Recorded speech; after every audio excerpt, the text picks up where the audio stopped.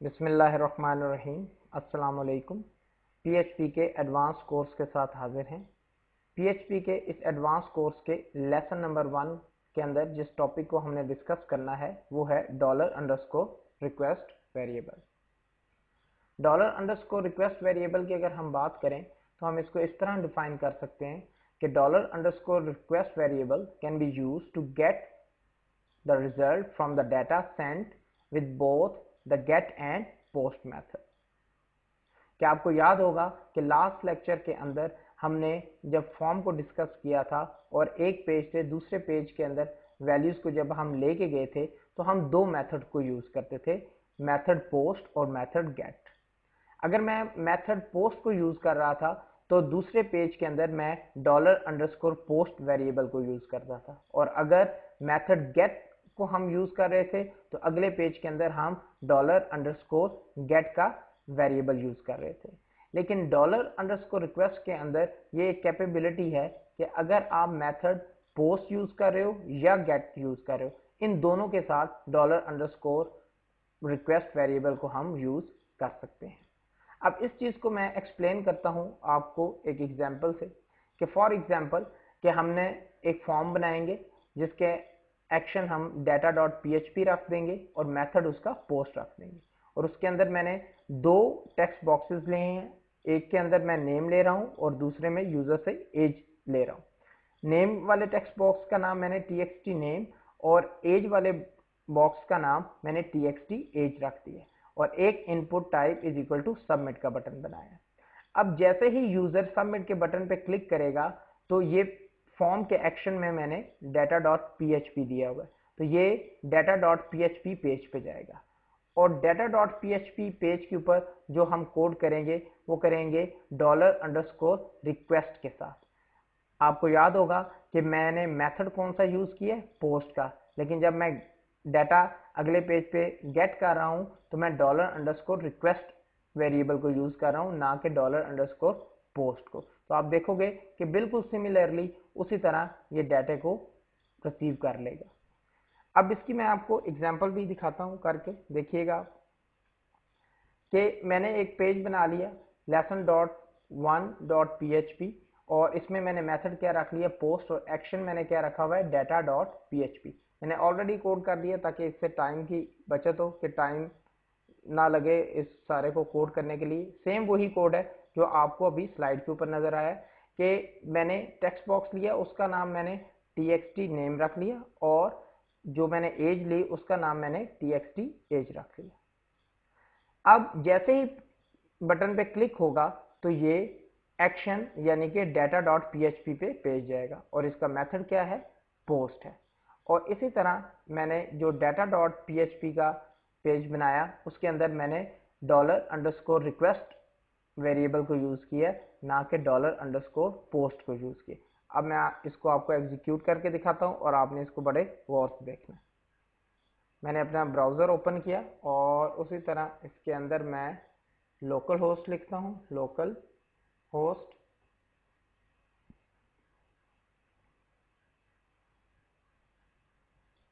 और ये web server on हुआ। अब मैंने यहाँ अपने पेज का नाम रखा, जो मैंने रखा हुआ है lesson one dot P H P, enter press किया। ये देखेंगे एंटर द नेम और एंटर द एज आ रहा है। अब enter the name, let's suppose मैं लिख देता हूँ वकार, और एज लेट्स सपोज मैं लिख देता हूँ 45, और जैसे ही मैं सबमिट करूँगा ये देखिए क्या आया है रिजल्ट, नेम इज़ वकार और एज 45। अब मैंने कौन सा मेथड यूज़ किया था, पोस्ट का, लेकिन मैंने कौन सा मेथड यूज़ किया, पोस्ट। लेकिन आगे जब मैं वैल्यू रिसीव कर रहा हूँ या तो मैं कौन सा वेरिएबल यूज़ कर रहा हूँ, डॉलर अंडरस्कोर रिक्वेस्ट, और इसने उसके साथ बिल्कुल सही काम किया जैसे वो अपने डॉलर अंडरस्कोर पोस्ट के साथ काम कर रहा था। सिमिलरली मैं अब चेंज करता हूँ और मैं यहाँ मेथड गेट कर देता हूँ। जैसे ही मैं मेथड गेट करूंगा तो अब देखिएगा कि मैंने उधर डॉलर अंडरस्कोर रिक्वेस्ट ही रखा है, ना कि मैंने यहाँ चेंज किया डॉलर अंडरस्कोर गेट। तो आप देखोगे ये बिल्कुल उसी तरह वैल्यू रिसीव करेगा अगले पेज पे जैसे गेट के जरिए करता है। ये देखिए मैंने इसको रिफ्रेश किया और यहाँ लेट्स सपोज मैं सीम और एज 34 रख देता हूँ, और जैसे ही मैंने सेंड किया ये देखिए नेम क्या है वसीम और एज क्या आई है 34, और अगर आप इसकी एड्रेस बार पे देखेंगे तो बिल्कुल इसने उसी तरह ही वैल्यू को शो करवाया है जैसे $_ गेट वेरिएबल शो करवाता था। तो इस तरह हम अपने प्रोजेक्ट्स के अंदर या अपनी एप्लीकेशंस के अंदर $_ रिक्वेस्ट को यूज कर सकते हैं, और मेथड चाहे पोस्ट होगा या गेट, $_ रिक्वेस्ट उन दोनों के साथ यूज हो सकता है। अब जो हम काम करने जा रहे हैं that is very very important, वो ये है कि आज हम ये सीखेंगे कि सिंगल पेज सबमिटिंग क्या होती है। हम जब भी प्रोफेशनल एप्लीकेशंस बनाते हैं तो बेसिकली हम एक सिंगल पेज के ऊपर ही डाटा को सबमिट करते हैं। अभी तक आपने ये देखा होगा कि मैं 2 पेजेस को यूज कर रहा हूँ, कि जैसे मैंने एक lesson1.php यूज किया और दूसरा मैंने data.php किया, और एक पेज से मैं दूसरे पेज के ऊपर वैल्यूज को ला के शो करवा रहा हूँ और या सबमिट कर रहा हूँ।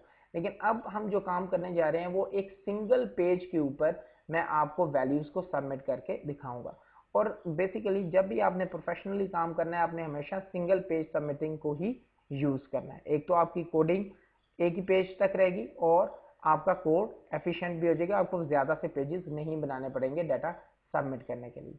ओके, इसके लिए हम अब क्या करेंगे, अब आपने बड़े गौर से इसको देखना है कि सिंगल पेज सबमिशन किस तरह होती है। मैं lesson 1 वाला पेज ही ले लेता हूँ, यहाँ मैं मेथड इसका पोस्ट रख लेता हूँ, और अब मैं इसके ऊपर PHP का कोड करूँगा क्योंकि मैंने एक सिंगल पेज पे ही यानी कि रहना है। तो सबसे पहले आपने मेथड क्या दिया, पोस्ट, और सेकंड जो मेन इंपॉर्टेंट चीज वो है एक्शन।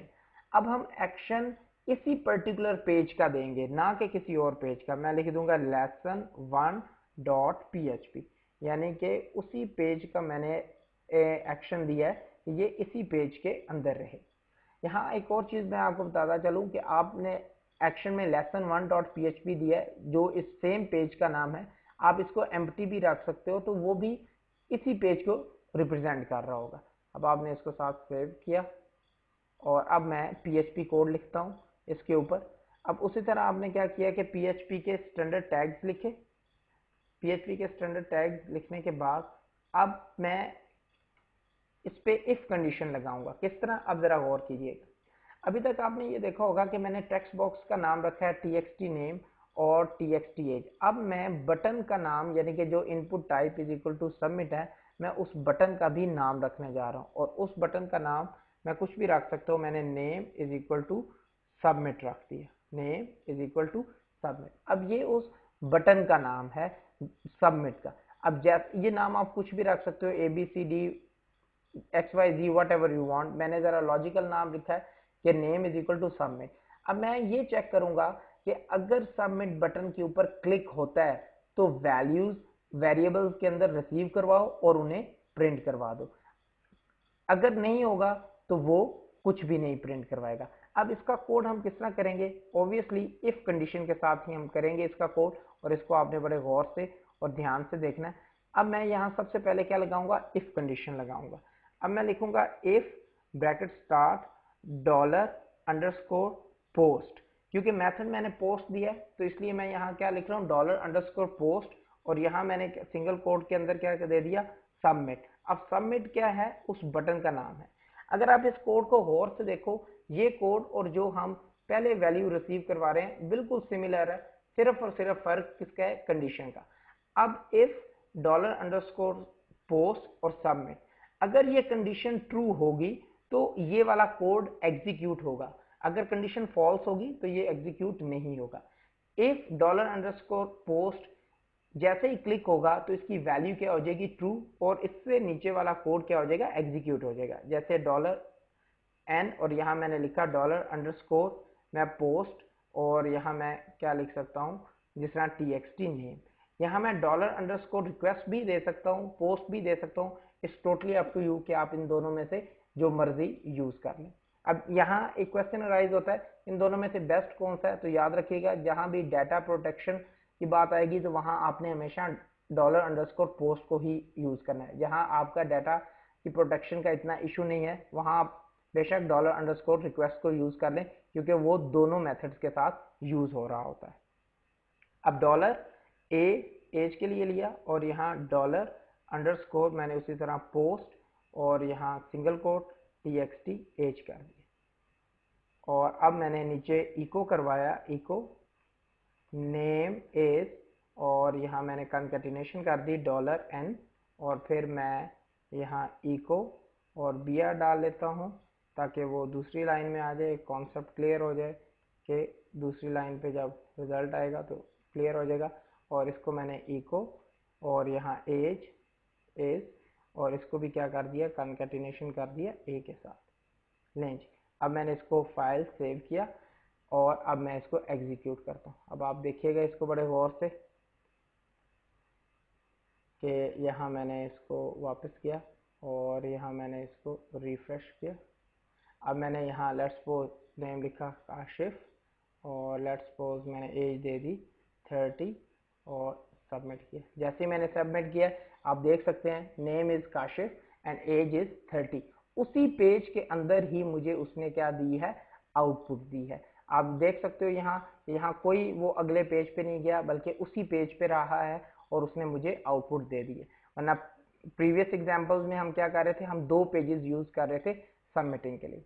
अब ज़रा आप गौर से इस कोड को मैं आपको एक्सप्लेन कर देता हूँ कि जो ये मैंने कोड लिखा है। अब आप देखें सबसे इम्पोर्टेंट क्या था कि मैंने बटन का नाम दिया था। अब आपको ये तो कॉन्सेप्ट क्लियर होना चाहिए कि जब हम किसी भी कंट्रोल का नेम देते हैं तो it acts like a variable. जैसे txt नेम है तो उसने एक्ट किया एज ए वेरिएबल क्योंकि उसने एक वैल्यू कंटेन कर ली।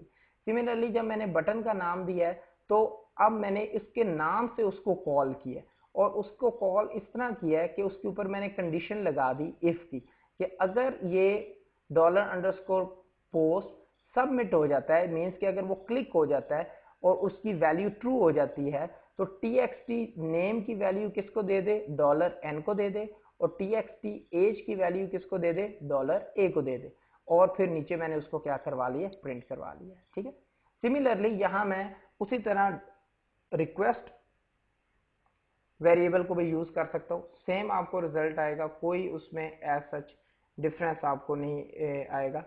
ये देख लें, इसको यहाँ मैंने रिक्वेस्ट कर दी, अब मैंने सेव किया और मैं इसको उसी तरह एग्जीक्यूट करता हूँ रिफ्रेश करके और अब यहाँ मैं लेट्स सपोज अजहर मैंने लिख दिया और एज मैंने 34 कर दी और क्लिक किया। अब आप देख सकते हो the name is Azhar and age is 34। तो आप इसको इजीली आप प्रिंट आउट करवा लोगे रिक्वेस्ट वेरिएबल के जरिए। तो इस तरह हम सिंगल पेज के ऊपर रहते हुए पेज को सबमिट करते हैं। अच्छा, यहाँ अब एक बहुत इंपॉर्टेंट चीज़ मैं आपको बताने जा रहा हूँ कि वो ये है कि मैं एग्जाम वेब सर्वर को यूज़ कर रहा हूँ, आप में भी वैम्प सर्वर यूज़ कर रहे हो या कोई और सर्वर यूज़ करें। उसमें जब आप $पोस्ट देते हैं और सबमिट देते हैं तो सम टाइम उसका एरर आ जाता है। उस एरर को सॉल्व करने के लिए हम क्या यूज़ करते हैं और आगे हम जब डेटाबेसिस पे काम करेंगे तो तब भी हम उसको फ्रीक्वेंटली यूज़ करेंगे, इसलिए मैं आपको अभी से करवा रहा हूँ, वो है इस सेट। इस सेट क्या डिटरमाइन करता है, वो ये डिटरमाइन करता है कि whether the variable is set और नॉट, कि अगर वेरिएबल सेट है तो वो उसको एग्जीक्यूट कर देगा, अगर वेरिएबल सेट नहीं होगा तो वो हमें क्या दे देगा, एरर दे देगा। और अगर मैं वैम्प सर्वर की बात करूं या दूसरे सर्वर की तो वो सम टाइम इस कोड के अंदर आपको एरर दे देगा। तो उस वक्त आपने परेशान नहीं होना, आपने जस्ट क्या करना है कि वेरिएबल को सेट करवा लेना है। किस तरह, ये देखें, यहाँ आप क्या लिखेंगे, इज सेट और ब्रैकेट स्टार्ट और इधर क्लोज। अब इस सेट क्या है कि अगर इस सेट मीन्स कि ये या आपको ट्रू रिटर्न करेगा या फॉल्स, और ये चेक करेगा कि आया ये चीज सेट है, चेक्ड है कि नहीं है। Determine if a variable is set and is not null, कि वो नल नहीं है और वो सेट है। समटाइम ये होता है कि अगर आपने कोई चीज ऊपर डिक्लेयर ही नहीं की हुई और आप उसके ऊपर क्लिक कर देते हो या एग्जीक्यूट कर देते हो तो आपको एरर आएगा। इस सेट से क्या होगा कि वो ये चेक करेगा कि आया वो सेट है, अगर वो सेट है यानी कि उसकी वैल्यू ट्रू है तो वो कोड एग्जीक्यूट होगा, अदरवाइज नहीं होगा। तो अपने कोड को जरा स्क्वायर बनाने के लिए, एरर फ्री बनाने के लिए हम क्या करेंगे, इस सेट के को यूज कर लेंगे कि अब ये इफ इज सेट $पोस्ट और सबमिट। अब इसको मैं एग्जीक्यूट करूंगा, सेम आपको रिजल्ट आएगा, लेकिन मैंने जिस तरह बात की कि आप अगर कोई और web browser web server use कर रहे हो, फॉर एग्जांपल जैसे मैंने कहा वैम्प सर्वर, तो मे बी उसमें आपको इसका एरर आ जाए, तो उस एरर को किस तरह ओवरकम करना है, आपने इस सेट लगा के ये चेक लगा देना है कि अगर ये वेरिएबल सेट है तो देन प्रोसीड करो, अदरवाइज ना करो। तो ये देख लें कि यहाँ मैंने लेट्स सपोज अब मैं कोई भी नाम दे के या अपना नाम दे के और यहाँ मैं 40 और यहाँ मैं इसको सेंड करता हूँ, तो ये देखें सेम रिजल्ट आया, कोई ऐसा प्रॉब्लम नहीं है। तो ये मैं थोड़ा सा मैंने आपको एक कॉन्सेप्ट बताया या एक चीज़ एक एरर की बताई है कि क्योंकि बाज ब्राउज़र जब हम वैम्प पे काम करते हैं तो जब ये कोड हम एग्जीक्यूट करते हैं तो उसमें समटाइम्स एरर आ जाता है, तो उस एरर का ये सोल्यूशन है। अगर आप वैम्प सर्वर यूज़ कर रहे हैं तो आपने इफ इस सेट के साथ इस कोड को लिखना है, और अगर आप एग्जाम कर रहे हैं तो फिर अगर आप $_पोस्ट के साथ भी कर लेते हो तो कोई प्रॉब्लम नहीं, लेकिन बेस्ट वे ये है कि आप हमेशा वेरिएबल को आप चेक कर लो कि वेदर इट इज़ सेट और नॉट, तो इस तरह आपके कोड जो है वो ज़रा एरर फ्री हो जाएगा। सेम यही कोड मैंने इधर आपको दिखाया हुआ है कि determine if a variable is set and it is not a null, और इफ इज सेट और $_पोस्ट, और फिर आप इन ब्रैकेट्स के अंदर अपना कोड दे सकते हो। तो इस लेसन नंबर 1 के अंदर जो हमने एडवांस पीएचपी की का था, उसके अंदर ये देखा कि $_रिक्वेस्ट क्या है, how we can use it, कि हम उसको किस तरह यूज कर सकते हैं, और सिंगल पेज सबमिशन क्या होती है कि सिंगल पेज के जरिए हम वैल्यूज को किस तरह सबमिट कर सकते हैं। आपने इस कोड की ज़्यादा से ज़्यादा प्रैक्टिस करनी है if you get any kind of error, hopefully कि अब मैं ट्राई करूँगा कि आपको अगर जहाँ वेब सर्वर की कोई कंपैटिबिलिटी का इशू है तो वो मैं साथ साथ आपको लेक्चर्स में बताता रहूँगा, और उसका कोड भी आपको वैसा ही बता दूंगा, तो उसको आपने करते रहना है। आप हमारा फेसबुक पेज ज्वाइन कर सकते हो, और हमारा वेबसाइट urduitacademy.com पे जाके डिस्कशन फोरम में if you have any question, इंशाल्लाह ताला हम उसको ज़रूर आंसर करेंगे। अब आपने इसकी ज़्यादा से ज़्यादा प्रैक्टिस करनी है ताकि आपकी इसके ऊपर ग्रिप हो जाए। शुक्रिया।